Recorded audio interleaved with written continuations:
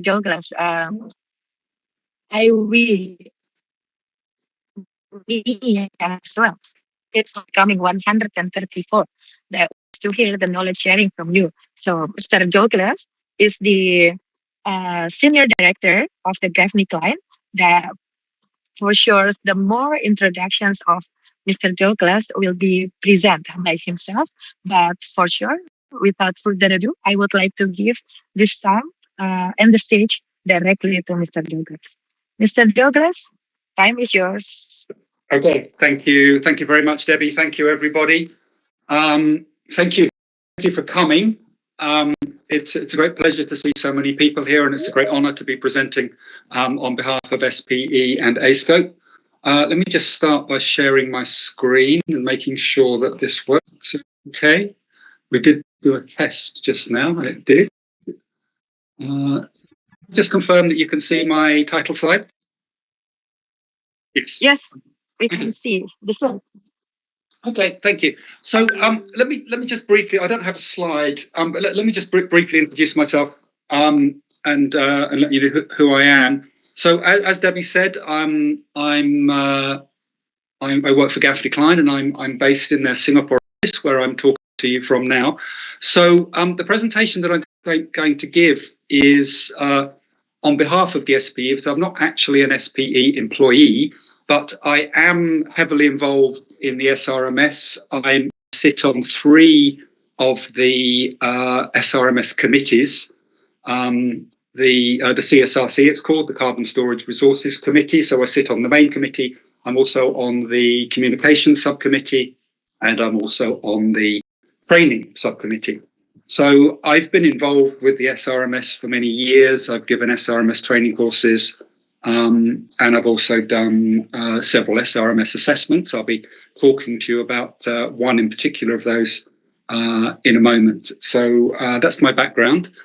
So let me just now move forward with the presentation. So first of all, standard disclaimer, which is exactly what I said. So this is not an official views of the SPE, just standard disclaimer. So what I'm going to be talking about this afternoon is standards, why standards important, not only for CCS, but also for other things, what standards are available. And in particular, I'll be talking about the SRMS.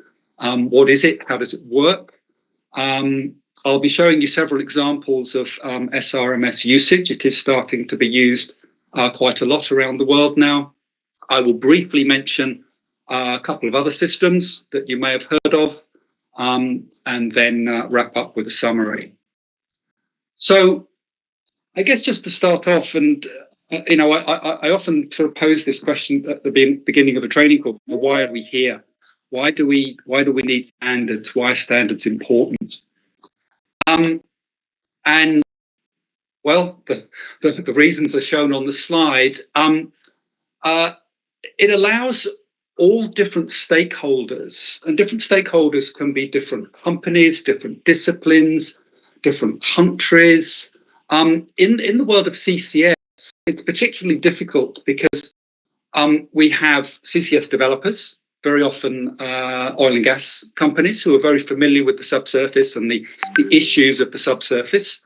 But combined with that, you have emitters, a steel plant or a cement factory or someone like that. They've got no idea of the surface. They have a completely different risk profile. Regulators, carbon markets, the public, investors, quite a diverse group of stakeholders. So something like the SRMS enables everybody to talk common language. So if say I have capacity 2p of X million tons of CO2, that is a standard definition, and everybody can understand what it means as a defined term. It also allows companies to report in their annual reports. I'll show an example in a moment from Santos. Companies are starting to report CRMS volumes in their annual reports. You can report to stock exchange.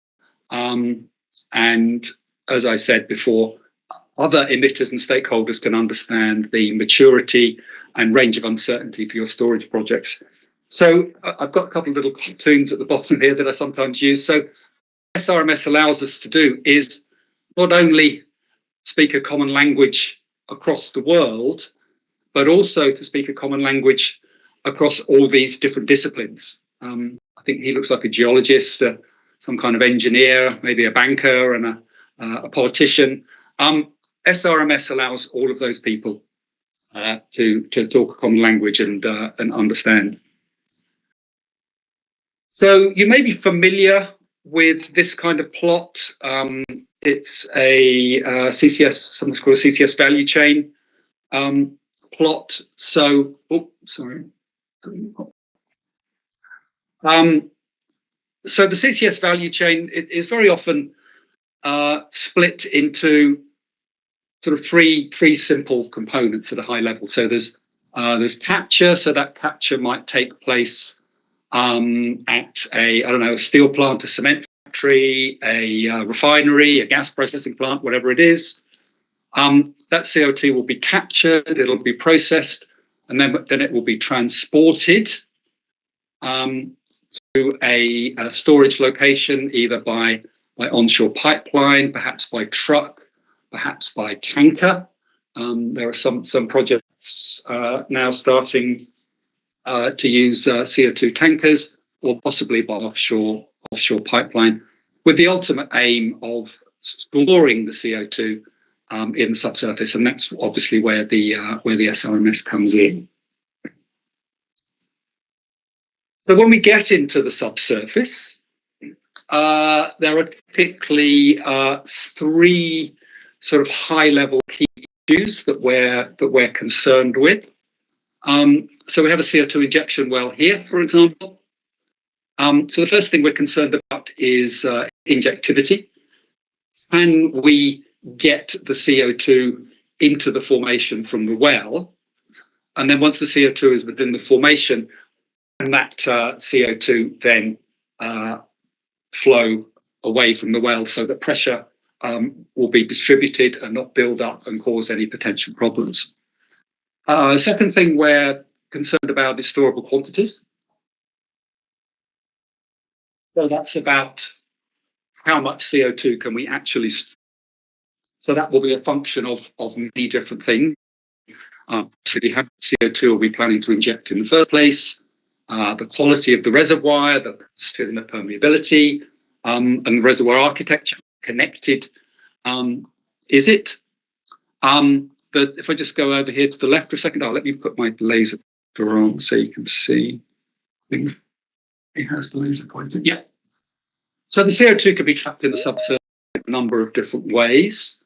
So it can be trapped structurally in the same way that oil and gas is trapped in anticlines or against faults. It can be residually trapped. So that's basically in the sort of the nooks and crannies of the pore space. It can be dissolved into the CO2 or into the water, the brine, and it can also this is usually a long-term process and not something we consider typically. It'll also react with the actual rocks and form carbonate minerals. And then once it's in the subsurface, we want to keep it there. We don't want it to leak, right? So the third thing that we're concerned about is containment. Two main aspects of that. One is the top seal, effectively the same way that we think about a top seal for an oil and gas reservoir. We want to hold the CO2 in place. Obviously, if there are faults, to make sure that the CO2 leak up the fault, or indeed cause the fault to move, such that the CO2 may leak.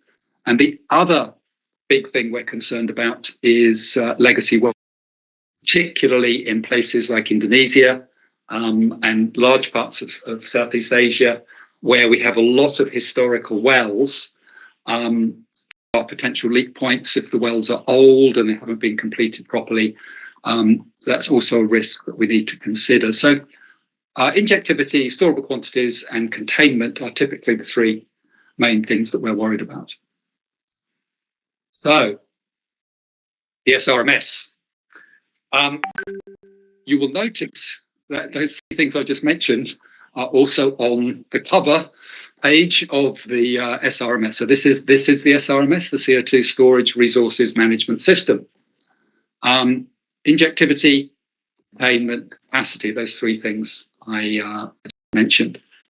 Available for download on the SPE website. So you can go here and you can download the SRMS itself, which is the main document.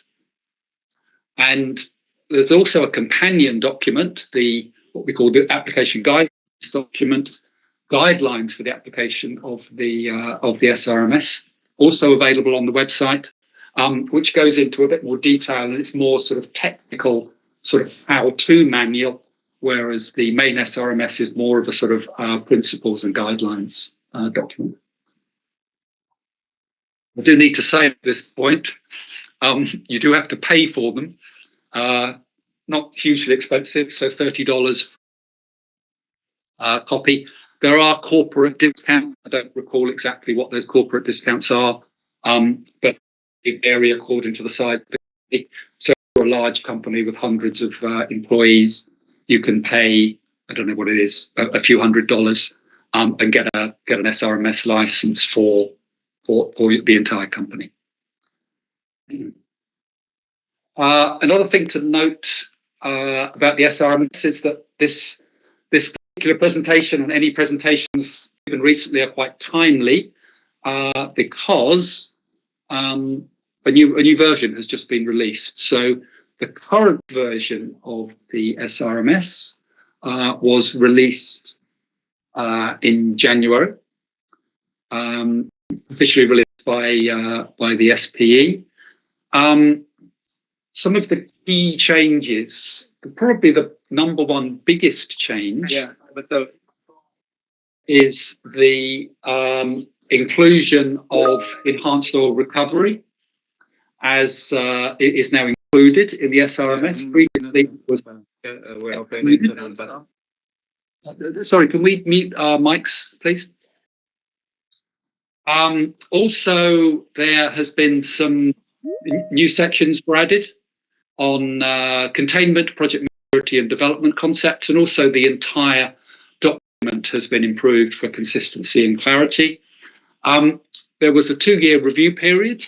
One of the things the SPE always does with these documents is they put it out for public comment. So there's a period of time, 6 months or something, when anybody can comment and provide feedback. And there was a lot of comment and feedback. And that feedback has been incorporated into the current version. If you're a member of the SPE, you can go to the May edition of the JPT, and there's an article that goes into more detail about the specific changes that were made in the current version. So, what is the SRMS? Well, let me just bring all these up. So, some of you may be familiar with the PRMS, which is the Petroleum Resources Management System. You will notice that the SRMS framework looks pretty much the same, right? That is deliberate. The SRMS was deliberately based on the PRMS because it's well understood, well known, used by a wide variety of stakeholders. So similar issues to what I described earlier. Obviously, there are some differences. Instead of producing oil and gas, we're injecting CO2 into the subsurface. But a lot of similarities, and the same basic framework was used. So let me just quickly take you through how this works. So there's 2 axes. So let's start with the y-axis. So the y-axis is the what's called increasing chance of commerciality. This is what we call classification. So the highest class is called capacity, that's the equivalent of reserves for oil and gas. And then the second one, contingent storage resources instead of contingent resources for oil and gas. And same thing, prospective storage resources for undiscovered. And then on the x-axis, this is the range of uncertainty. So this is the low, best, high, just like 1p, 2p, 3p, prove, probable, possible in the oil and gas world. And again, the same terminology is used. So for capacity, the terms are 1p, 2p, 3p. For contingent storage resources, it's 1c, 2c, 3c. And for prospective, it's 1u, 2u, 3u. So the same framework, it's just that instead of oil and gas, we're talking about CO2. And just to be clear, at the very top here, there is a stored, that's equivalent of produced. So once the CO2 is already in the ground, it's no longer capacity, it becomes stored. So capacity is the CO2 that is yet to be stored from a given forward. Once it's in the ground, it's already stored. So we call this classification, the y-axis, and the x-axis is categorization. This is actually not from the SRMS itself, it's actually from the OGCI, the Oil and Gas Climate Initiative. But something I just wanted to emphasize here is the nature of SRMS being a full project life cycle system. So the SRMS covers everything from when you're first doing basic studies, figuring out potential places where you can store CO2, all the way to an actual working commercial project and actually storing the CO2 in the ground. SRMS covers you all of the way through that process. I won't go into the details of these. As I mentioned before, analogous to the PRMS, so instead of reserves, we use the term capacity. Instead of resources, we use storage resources. For petroleum, we've got storable quantities of CO2. Obviously, instead of production, we have injection. Instead of recoverable, we have used for storage. Instead of recovered, we have stored. One interesting parallel that's exactly the same is the concept of a project. SRMS is also a project-based system. So a project is essentially an investment decision to inject the CO2 or not.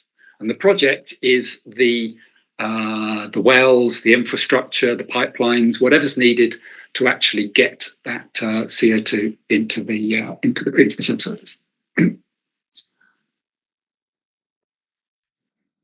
So what's covered in the SRMS? It covers deep saline formations.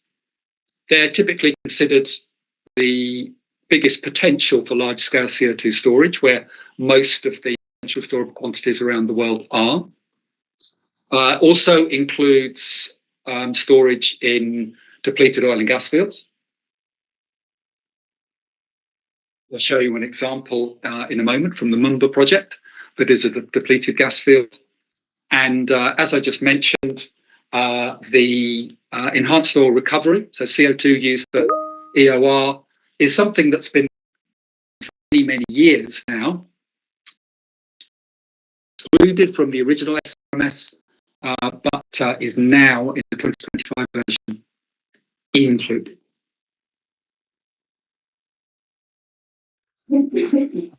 Excuse me, I've got a bit of a cough. So just like the PRMS, the SRMS needs 3 key components before you can report storage resources. So instead of a reservoir, you have a geologic formation. Project, as I just said, is the same. Yeah, only instead of production, you've got injection. And you also need the property. That's the contractual rights, contract, the license, whatever documentary and legal regulatory rights you need to be able to store the CO2 at your location. Put those together, and you can report storable quantities, storage resources in the SRMS. So what I thought I'd do, rather than sort of going into more detail, is to show you some examples. And the first example I'm going to show you, I'm going to go all over the world for these, is start off in Australia with the Moomba project. Why am I starting there? Because this was the first time that the capacity class, that's the highest level, has been publicly reported using the SRMS. So the Moomba project is in Australia in the Cooper Basin. This is what it looks like. It's a gas processing plant. And what they're doing is re-injecting the gas. I think a slide. Yeah, so this maybe shows it more clearly. So the Moomba gas plant was previously venting their CO2. So they're capturing it, sending it by pipeline, and they're injecting it into a depleted gas field. And they started injecting just over end of last year, and it's operated by Santos and their partner, Beach Energy.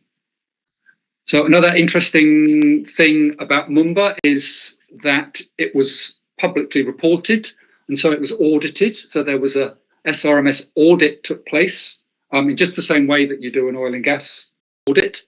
And I'm happy to say that I was, or not I personally, myself and my colleagues, we were the auditor for this. So as part of that audit, this is what we did. That included an economic and commercial evaluation. So one of the things that allows this project to classify for the capacity class is because they're receiving carbon credits through the Australian ACCU system. And it was the first SRMS compliant capacity report in the world.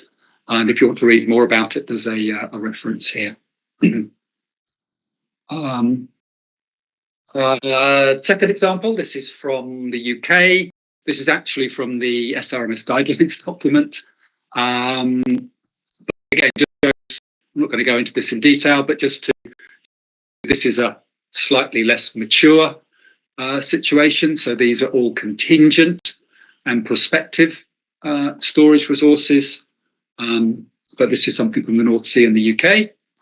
I've got another one closer to home. This is from Indonesia. So this is a study that was recently published by Lemigas and the RIA research project. This was a basin-wide study that was done across the whole of Indonesia. They looked at both saline aquifers and gas fields. Important thing for this presentation is that they used the SRMS system to classify all of these basins. Next example, this is actually a global study. This is from the OGCI, the Oil and Gas Climate Initiative, and this is a thing called the CSRC catalogue. So what these guys do is they look at all the projects around the world reported in the public domain, and then they attempt to classify them using the SRMS, and then they produce a report. And this is the most recent one, July 2024. So this is publicly available. You can go and download it from this link here if you're interested. Just a couple of interesting little things here. Look how little capacity there currently is around the world relative to the emissions. And I think I calculated this to be about 2 weeks worth of global emissions is what's currently under the capacity class. So a lot of potential to increase our CCS projects. Another example, I'll just quickly go through these. This is from the IEA, the International Energy Agency. This is not a specific project, but this is a set of CCS handbook. But again, they highlight SRMS assessments as a priority action to develop CO2 storage resources. Several ASEAN countries here, Thailand, Singapore, Indonesia.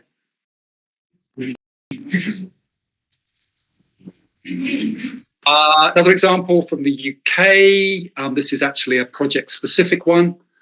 This one wasn't done by Gaffey-Klein. This was one of our competitors, the RCE. But again, you can see how SRMS assessments and audits are becoming more and more common. Just got one more. Yeah, and so again, this is the US Department of Energy and the UK North Sea Transition Authority, both SRMS as highlighted here in yellow. So yeah, just to wrap up, I've talked a little bit about SRMS, but there are other systems out there. So you may also have heard of the ISO system, ISO 27914, released in 2017. They have guidelines for the capture, transport, and geological storage. This is the geological storage part. It's a slightly different type of system. It's more prescriptive, and it's more aimed at sort of passing these kind of project milestones. It's a system that is being used, and I think I've got an example here this is from Denmark, where the ISO system has also been used. So what they get is a certificate of conformity. And again, you can read the details of this elsewhere. Just one more system I want to mention briefly. That's the UN framework classification. I've never actually seen this used in practice. It's a little bit complicated. But I just wanted to let you know that it is out there. And then I think this is my last slide just to wrap up. So standards and guidelines are useful to provide a common language, as I said at the beginning. Also allows companies to manage their CCS portfolios, as companies are starting to do now. You can also use it to report to do. It also allows third-party audit, like in the Mumba case that I just showed you, and being used more and more. One of the things I do on my SPE committee is to monitor the usage and references to SRMS around the world, and they're going up. So I'm just going to leave you with one,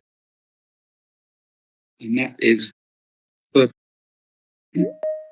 so beginning, SPE was talking about a lot of the excellent resources that the SPE has. Well, there's excellent, two very good distinguished lecturers.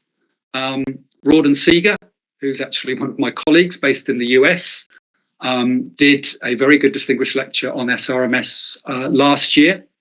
And then a current SPE distinguished lecturer, Paul Lyford of Santos, that's the company that's doing Mumba, application learning from the world's first booking. So Paul is currently on his tour. Yeah, and then just a couple of others where you can get these source references for SRMS, ISO, and UNFC. So that's it from me. So I think, Debbie, we're going to open up for questions. Yes, now. for sure. So we are having. Thank you so much, Mr. Joe, for the two presentations. And several questions over here. Actually, I'm seeing for both, and then one of the questions is a bit specific for Pertamina, so I think it's not irrelevant yet so far. I would like for asking these questions from Rista Fani from the Pertamina. So the questions will be, when we are injecting CO2 beneath the caprock, it reacts with the saline water and forms a carbonic acid. Will this solid carbonates push the rocks or will they remain in place? And how can we determine whether the saline water in cup rock has become saturated and can no longer react with the additional CO2? That's the first question, Sir. Okay, I can. It's an excellent question, and it's a common question. It's obviously that there's a number of aspects to this, right? So if you're injecting CO2 into saline aquifer, obviously the salinity of that aquifer is important, right? The more saline it is, the less CO2 that can dissolve. The fresher it is, the more CO2 will dissolve. So that's one aspect to it. You mentioned in your question, will the CO2 react with the rock to form minerals? Now that can go both ways. So the CO2 can react with the rock to create minerals that may reduce the porosity and permeability and stop the CO2 from being stored. And the other thing that can also happen is that the CO2 can make it more acidic, that may also potentially dissolve carbonate rocks that might be there.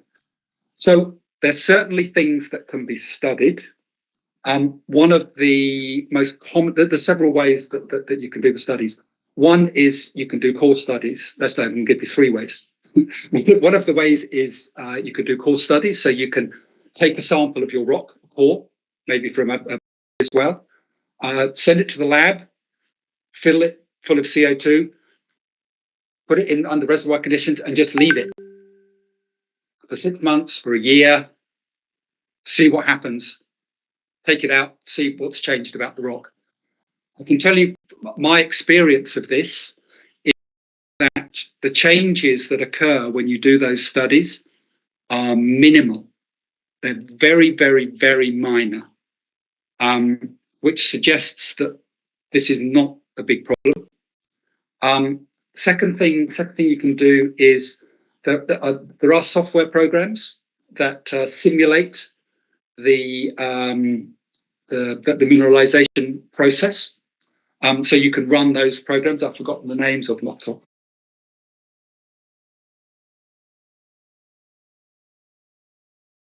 Reservoirs that have natural CO2, either large amounts of CO2, or sometimes there are accumulations of pretty much pure CO2 around the world.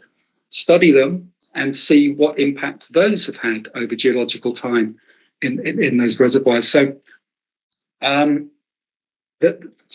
there are techniques you can do to study it, but my experience and the experience of my colleagues is that in all the cases that I've seen, those issues are relatively minor, and that if you do get precipitation of minerals, it's a small process and it's a long process. So it's typically not something, I'm not saying ignore it, I'm saying study it, but in most cases it turns out to be not a serious problem.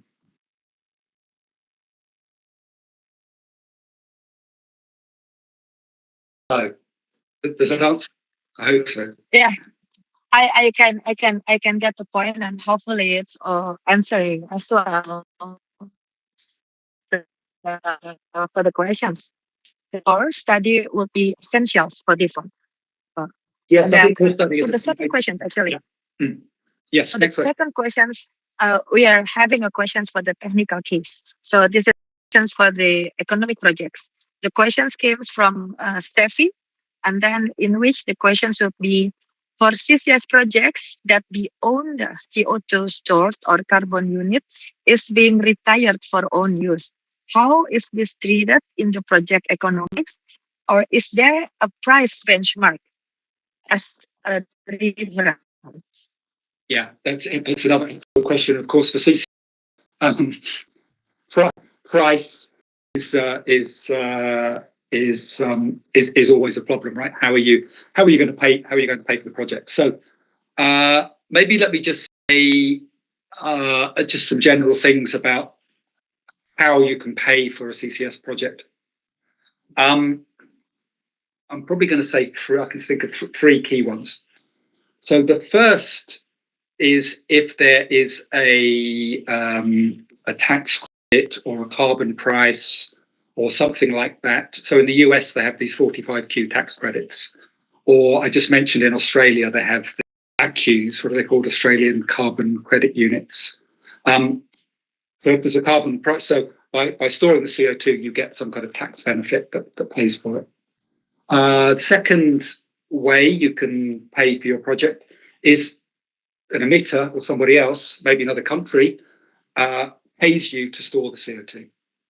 Right? They pay you, I won't quote a number, so many dollars per ton of CO2, and then you take it and you store it. I think you're probably talking about the third situation.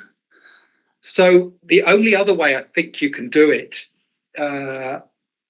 is by treating the, let's say you've got a gas producing project, and your CO2 injection is you're basically stripping out the CO2, selling the gas, LNG or whatever, and taking the CO2 and storing it in the subsurface. What you can do under SRMS is you can treat that as what we call an integrated project. So the gas production and the CO2 storage part is not two projects, it's one project. And you basically put a ring fence around the overall project. So a good example would be something like Gorgon. The Gorgon project, which you're probably all familiar with, that's a gas producing project. They're exporting the gas, and then they're injecting the CO2 that they strip out. Now, they don't report under SRMS, but if they did, the way they could report capacity status is by saying the whole project. It's an integrated project. The gas production and the CCS is combined into one, and that's the basis on which we're so the gas production is subsidising the CCS project. Let me just say one more thing on that subject. It's quite common now that large LNG projects won't get approved unless they have a CCS component associated with them. Yeah, because investors will be very reluctant to invest money unless it's just seen as polluting and creating more green gases, more global warming. But if you say, oh, we're going to sequester all the CO2, that makes it more acceptable to regulators, investors, and so forth. Well, yes, that's a very I'm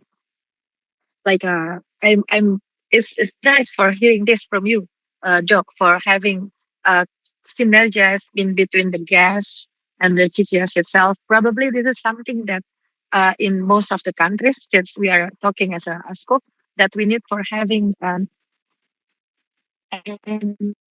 each country's regulations for sure. So that's why this is probably last questions that still a bit continuing from the previous questions. I would like to have this from our colleagues from Brunei, from Adimas. So this is in more details is like for you, can you elaborate more on the commercial criteria, perhaps compared to the PRMS commercial criteria? How critical is the need to have the carbon reality in this case? This will be the last questions of this event sessions. Okay, so I think in addition to what I just said about finding a way to, so the project has to make money to be. Let me just say a couple of other things. Yeah, it's a challenge, right? Commerciality and economics for CCS projects.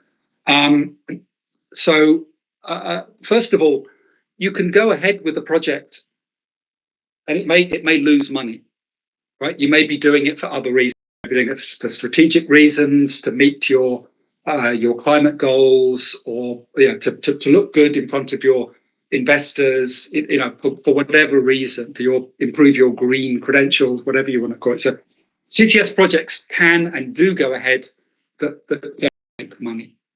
But if that were the case, you could not call it capacity under SRMS. It would remain as. Well, that's one thing. I think the other important thing to say is that the commerciality criteria that companies need or expect for CCS projects is lower than for oil and gas projects. So for an oil and gas project, I don't know what criteria you guys use, but you might need a 10% rate of return or 15% rate of return for an oil and gas project. For a CCS project, you might be looking at I don't know what the number is, but a smaller number. So you'd like to make money, but you're not going to make 10%, 15%. You might make, I don't know, 5% or less, maybe. But the minimum criteria to meet that SRMS capacity would be your project makes money, at least breaks even. Yeah.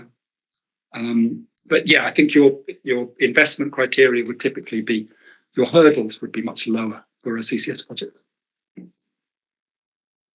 Yes, there's so inspiring and insightful answers actually, because in most of the country statement from our friends that probably we don't have that much time to answer the questions. It is different with the uh, implementations of uh, that is being used in, let's say, Northern Light, in a worldwide one. But in some countries, probably is still a bit hard to implement that as a project, as a to the first, it's due to the cost, and then probably for the investors, and how to make such a convincing uh, like partners and strategic alliance to projects into something commercialization, as you mentioned. That is something that we need probably in several countries to talk together within the ASCOPE, like now, like we are using, or what we will do to how we can have it more uh, sharing on each other's actually job, and that's your expertise will be so much needed for us for having some view about that one. So Doc, so actually this is the end of the sessions, but before that I would like for having another, we are reaching 170s, 169 right now. So if you don't mind, Doc, to open everyone the camera, and we would like to take another photo sessions. And then after that, I'm having the closing statements for having more than 150s with a collaborative events like this. So everyone, I would like to emphasize everyone to open the camera, and then we're going to take a pictures of photo sessions together. This is something that we would like to put in our ASCOPE as well, the SPE, as one of the, I would like to say, uh, one of the most interactive one. So I would like to give the time to Miss Dia to take the photo session. Put my before we put the thing. Yeah. All right, thank you, Miss Debbie. Yeah, please, everyone, could you please to turn on your camera first? And we're gonna have maybe 3 times to taking the picture because it's so many people here. So yeah, we were waiting for this. All right.